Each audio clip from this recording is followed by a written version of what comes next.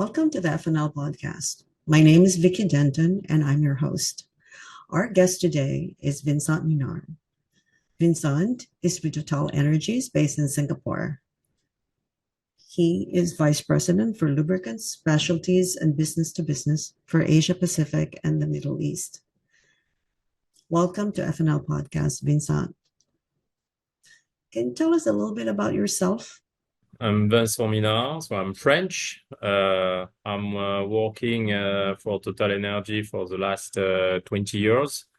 Always been in charge of activities within what we are calling the marketing and services division of the company.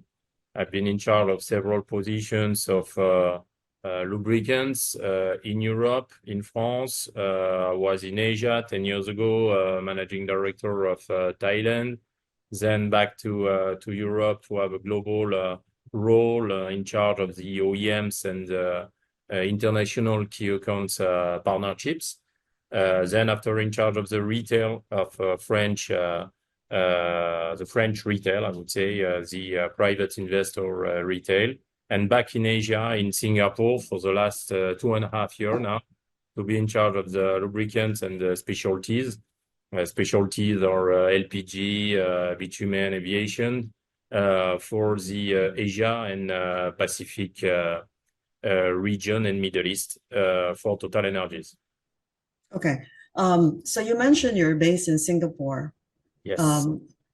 Singapore also is the location of one of the largest, perhaps the largest lubricants blending plant for TotalEnergies. Is that right?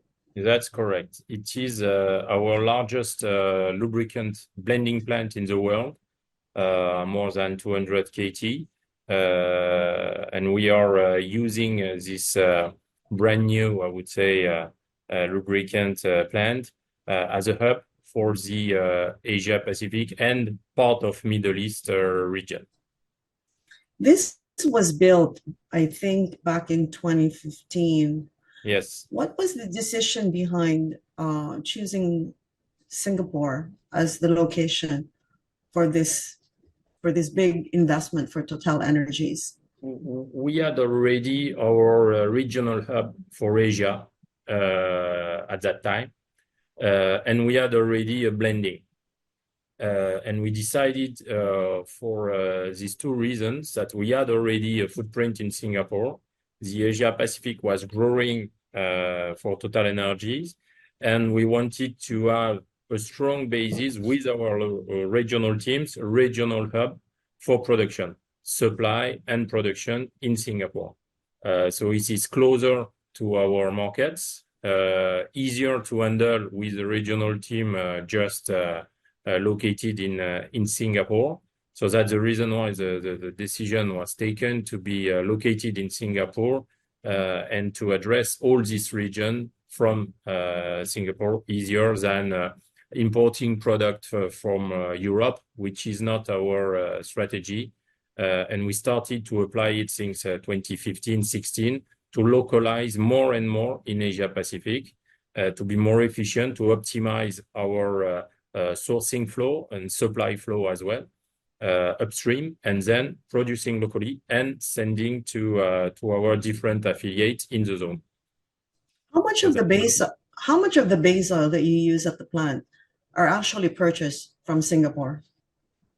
From Singapore, I would say 100% because all our base oil suppliers, which are a few of us on a global basis, are located in Singapore. So we are sourcing from Singapore, yes, directly. And is that the same case for the additives that go into the formulation?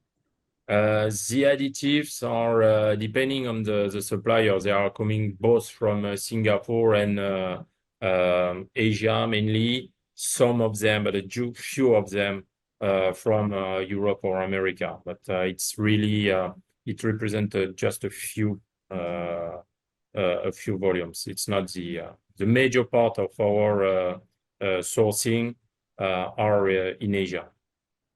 So during COVID, which really officially started in the middle of March 2020, did you experience a lot of disruption in production? And obviously there was demand destruction, but in the supply side, how did that affect you? Uh, it was a big issue, as you mentioned. It was a big issue, and we manage to serve correctly our customers, thanks to the fact that we were in Singapore with a huge facility. So it allows us to be able to source here a lot of base oils additive, but not and to produce from here. And it allows us with this huge blending capacity to be more efficient instead of producing locally in the different countries where we are operating. It was in fact easier. We suffered, as all the industry suffered, from the I would say our suppliers shortage, namely the additives company. But you know it, and the chemical industry. We all suffered from a lot of shortage because of the lack of chemicals molecules. So yes, we've been affected as everybody else. But the fact to be able to globalize the production in Singapore was clearly a competitive advantage instead of having production spread over the zone in different in small and remote blendings. So, Vincent, the 200,000 metric tons you mentioned, more or less, that you produce in Singapore, is that automotive, industrial, aviation, and marine, or are you focused on certain segments only? No, it's both inland lubricants. So inland means automotive industry sectors and marine as well. We are also blending marine in Singapore. You're one of the largest energy companies in the world, um, and you're one of the major players in lubricants. Where are you in terms of global market share in lubricants? On a global basis, we are number 4. Depending on the region, we are market leader in Europe and Africa. We are market leader in Middle East. We have several brands, right? So TotalEnergies is actually a merger between Total, FINA, and ELF. And that's how you got this huge market share. Tell us a little bit about that historical background. It reminds me good memories and a very difficult time to merge all these 3 brands 20 years ago. Initially, Total acquired FINA. And then after 2 years or 3 years after, and I entered the company just after that, Total and FINA acquired ELF.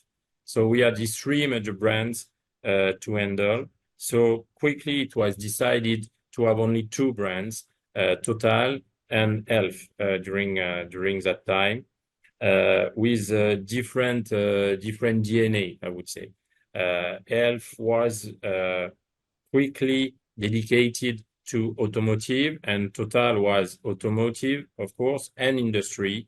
And since that moment, we are keeping these 2 brands, and we are even revitalizing ELF for the last 2 years, pushing ELF because ELF was a very strong brand and is still very resilient, thanks to the fact that we've been acting with this brand a lot in terms of R&D, in terms of motorsports. So the brand awareness is still there with high-end automotive products.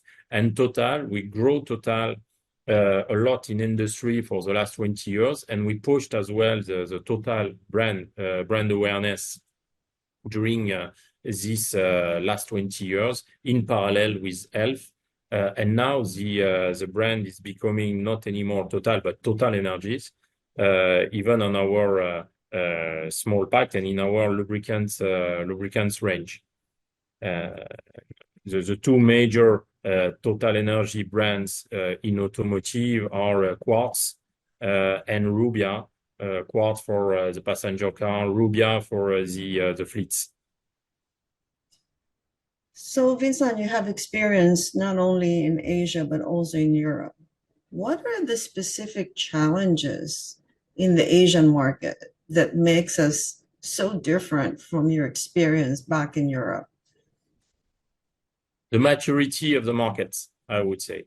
Uh, you've got in Europe a very mature market, and you've got a fast developing, which is decreasing for the last, I would say, 10 years in Europe. Market is decreasing because the car park is not growing, the different habits and the drain interval are reducing this global and overall volume. And in Asia, you've got key countries like India, like China, which are booming, which are growing in terms of car park, in terms of industry. So both in passenger car and in industry, these markets are pulling up the volume. And they are not at the maturity of, I would say, the old markets like Northern America or Western Europe. So it's different. The market is still, I would say, the trend is to the premiumization. People are increasing the level of the product years after years. We haven't reached yet the industry, the global industry, the level of Northern America or Western Europe in Asia. There are still a long way to go. So some technologies are coming now, but we are not yet at the level. So this is the trend. Upgrading, premiumization is ongoing in Asia, and there is still a lot of room to grow, I would say. Would you say Asian consumers are a little bit more sensitive to pricing? So perhaps a premium lubricant in Europe cannot get the same premium pricing in Asia. And how do you handle that? Pricing is key in Asia Pacific, that's true. But not only. Pricing is the key, that's true. But it is the duty of our industry and us as lubricants actors to train and to educate the end user to go in this way of the premiumization, I would say, trend. It's linked to education, it's linked to behavior. Yes, the purchasing power is something important, but it's not only the only reason why we in Asia are not yet at the level of Europe or Northern America. And I would say as well that it is not yet the case in Middle East, because in Middle East, the purchasing power is higher than the one we could have in Southeast Asia, but the level of premiumization is not yet at the level as it should be. So it's a lot of education, trainings, and I'm talking about the automotive industry, passenger car and fleets. I'm not talking about the industry. Industry is different because industry in Asia, I would say we've got the same level and even sometimes higher level than in Europe in terms of product application and range, because the industry in Asia, if we take some countries like China, for example, is a state-of-the-art industry. So the products are exactly the same than the one in Europe. So Yeah, and talking about industry, one of the interesting things that I guess has happened over the last 20, 30 years is really manufacturing moving from Europe and the United States to Asia. And primarily it's cost driven, right? Cheaper labor. Of course, that's not really true today in China, but and that's really what you're talking about, where manufacturing is pretty sophisticated, even in countries, especially countries like China. Tell us a little bit about the impact on lubricant demand and consumption and requirements. as you mentioned, the industry, if we take countries like China or even Vietnam or Thailand, all the goods, I would say, which are sold in Europe are produced here. So the factories are here, the engineers are here, and the highest and the last technology are here as well. So we need to adapt.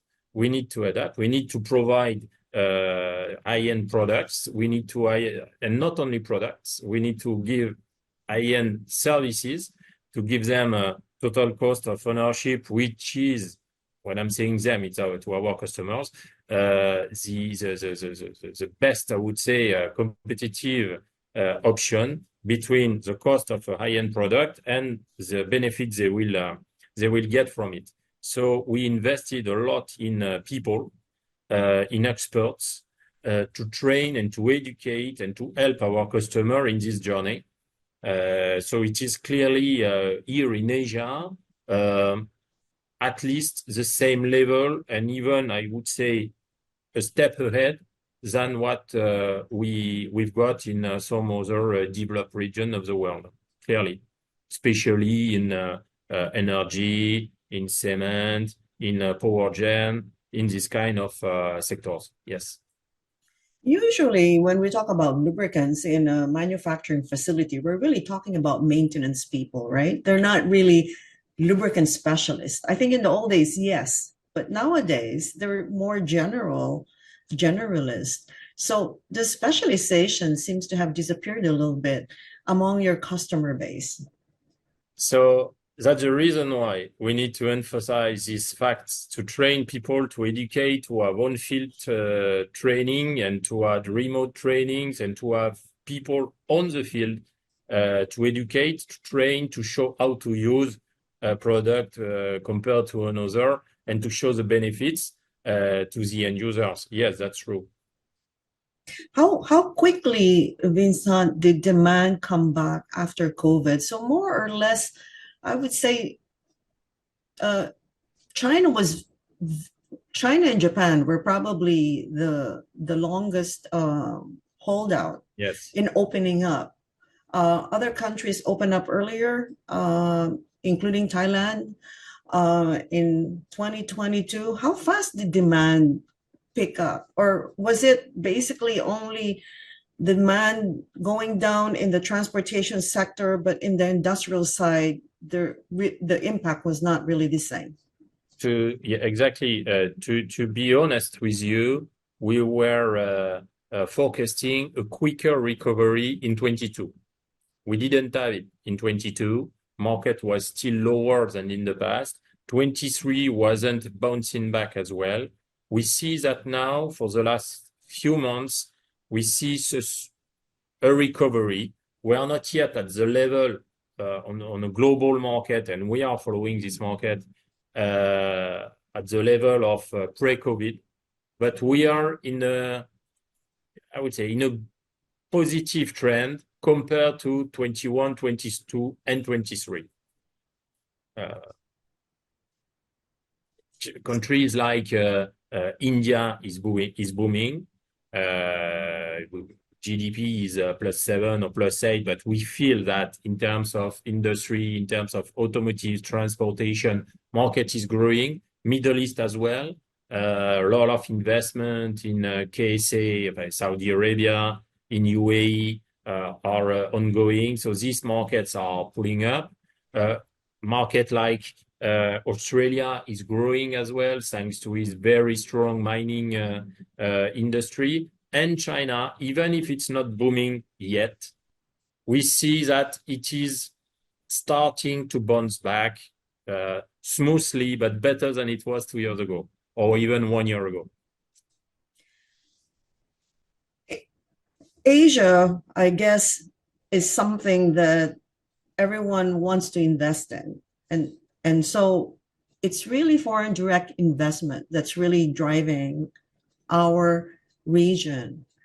Do you see that continuing? Because recently there's been a lot of things going on in Europe and the US where basically governments are providing incentives for companies to reshore their production. How would that impact our region? I don't know if it will impact one day or another, the local, I would say, local, I'm talking about local is Asian demand. For the time being, we don't see that. Chinese market is huge. Domestic market, mainland China is huge. So even if it's maybe in the past was a lot linked to and related to exports, now we see a strong and domestic demand. So for us, the impact is not so huge. India, there's no impact, clearly. And in Southeast Asia, the main countries like Vietnam, Thailand, or Indonesia, according to what we see on the field, are not affected by this kind of geopolitical decisions. Or there's not any impact yet. Not yet. Maybe one day, but for the time, we don't see it today and coming in the next 2 or 3 quarters. Now, Singapore is a small automotive market, but it's one of the first countries in ASEAN that actually is going to ban the internal combustion engine. So it's already a very small market. It's going to be even smaller. And usually the lifetime of a vehicle in Singapore is about 10 years only, right? Compared to an average of maybe 12, 14 years in other countries.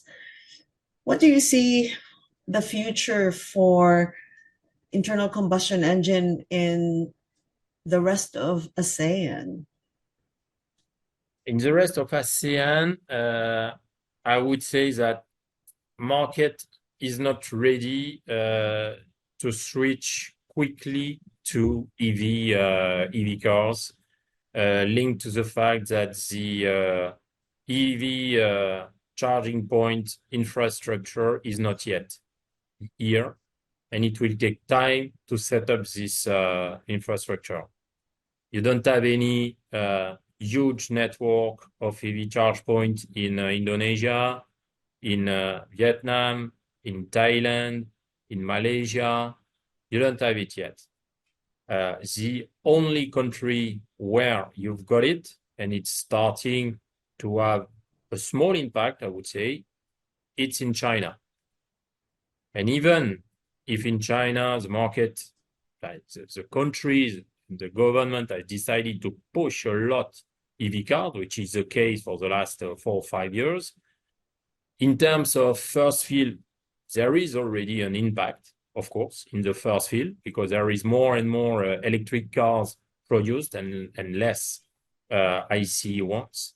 But in terms of after sales in automotive, the impact would be less than 1% in 2024 and less than 3% in 2030. So that's true. It will have an impact, but maybe in 6, 7, 8 years, we will feel this impact above 5%. But before that, we don't see any huge impact. So what is TotalEnergies doing in preparation for this? I've got I would say we are preparing ourselves in 2 ways. First is on the retail in countries like China. We've got some activities in the retail, so meaning distribution of gasoline and fuels, and we've got a network of EV charging points, and we are keep on investing to be part of this market in China. We are here in Singapore as well, one of the operators, the operator, in fact, with the Blue Charge charging point in Singapore. So this is the retail side. And from the lubricant side, we are developing some technologies that we have already shown to the markets in Europe and even in Asia. We are developing an immersion cooling technology in partnerships with some OEMs, one in Europe and one in Asia Pacific, of course, to be part of this important market. Do you see immersion cooling as being one of the bright spots for our industry in the future? Just because of the sheer size? Yes, I think so.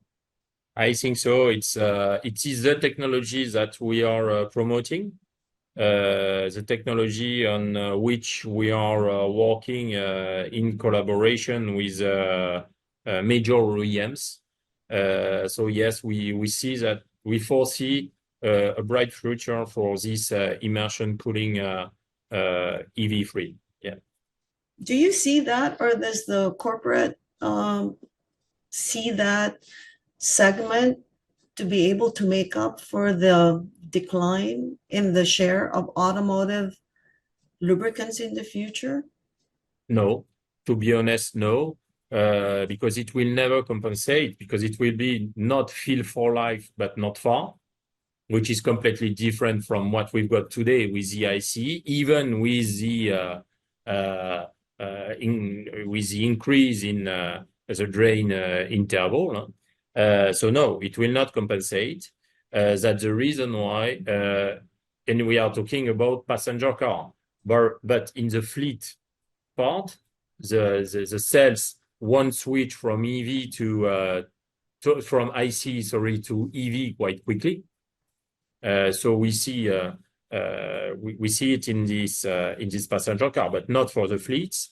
And that's the reason why we are developing a lot industry in the region, because we strongly believe that on the long run, the industry will still be there, very strong and sustainable. Yeah.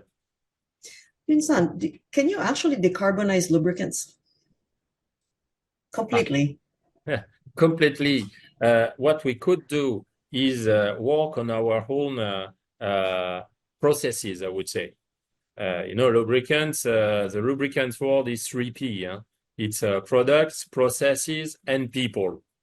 So yes, we are working on the products to design more fuel efficient to help our customer to reduce their consumption, a little of lubricants, but more for fuel. So the real impact is on the fuel consumption. So we are designing our products to help our customers to reduce their consumption of energy. So this is the first point. The second part, within our processes, yes, we've been working a lot.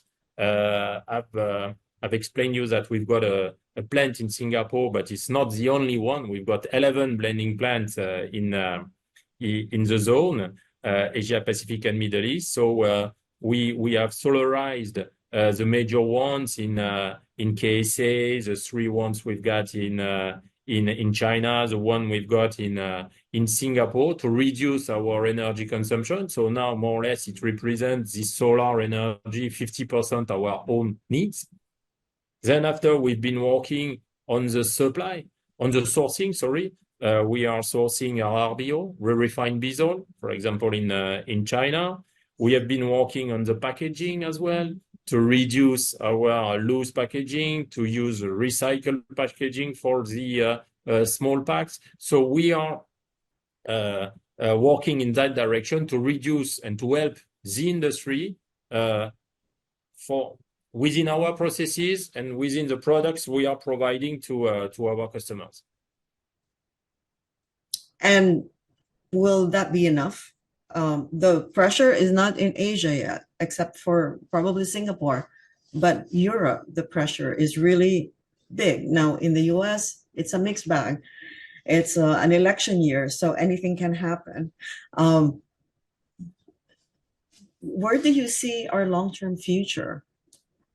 In the lubricant industry, I'm not sure that we are really targeted in the lubricant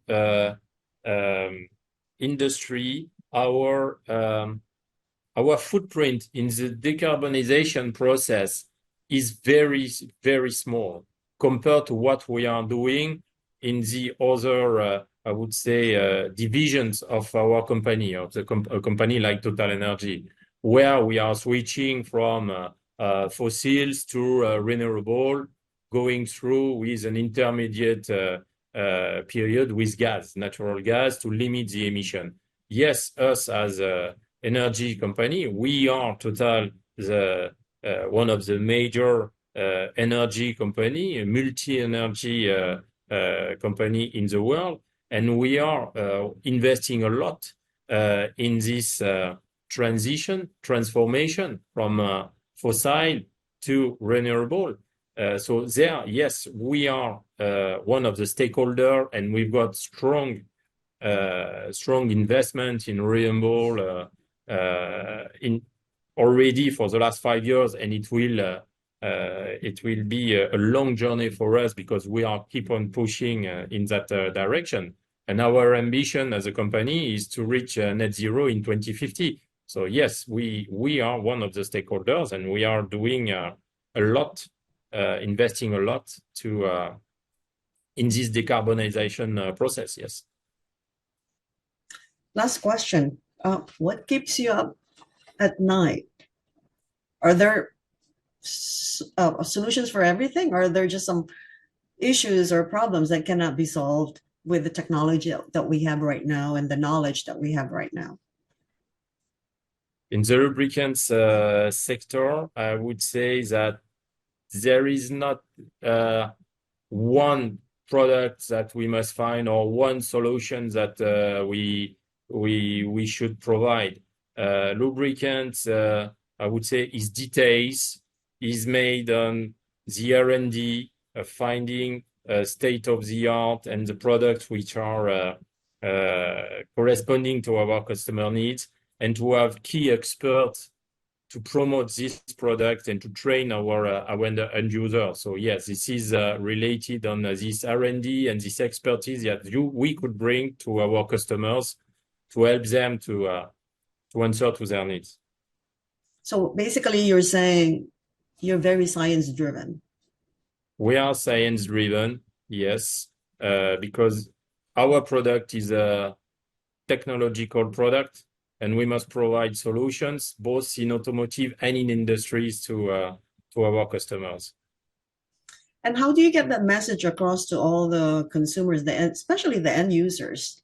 Because that's a tough sell. You know, it's easier probably to sell a bottle of Evian than a motor oil for the same price. That's the reason why we need experts to explain these technologies and the benefits that they could have by using our product. And on the other hand, we need as well to promote and to be known on the market, to show that we are designing this kind of state-of-the-art technology. So that's the reason why we are investing on TotalEnergies brand as well.